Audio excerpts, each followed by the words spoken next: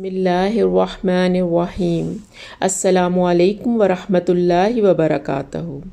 رسول اللہ صلی اللہ علیہ وآلہ وسلم نے فرمایا، جب تم میں سے کسی کو غصہ آئے اور وہ کھڑا ہوا ہو تو بیٹھ جائے، اسی طرح اگر اس کا غصہ فرد ہو جائے یعنی ختم ہو جائے تو بہتر، ورنہ لیٹ جائے۔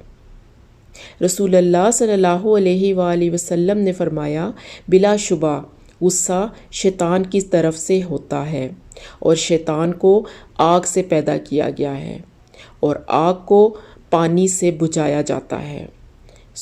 جب تم میں سے کسی کو غصہ آ جائے تو اسے چاہیے کہ وہ وضو کر لے۔ اسی طرح نبی کریم صلی اللہ علیہ وآلہ وسلم کے سامنے دو آدمی ایک دوسرے کو برا بھلا کہنے لگے، حتیٰ کہ ایک کی آنکھیں سرخ ہو گئیں اور گلے کی رگیں پھول گئیں، تو رسول اللہ صلی اللہ علیہ وآلہ وسلم نے فرمایا، مجھے ایک کلمہ معلوم ہے، اگر یہ شخص وہ کلمہ کہہ لے تو اس سے یہ کیفیت دور ہو جائے گی، اور وہ کلمہ یہ ہے، اعوذ باللہ من الشیطان الرجیم، میں شیطان مردود کے شر سے اللہ کی پناہ میں آتا ہوں۔ غصہ ہر انسان کو آتا ہے۔ آپ کو جب بھی غصہ آئے تو نبی کریم صلی اللہ علیہ وآلہ وسلم کے بتائے ہوئے ان احکامات پر عمل کریے۔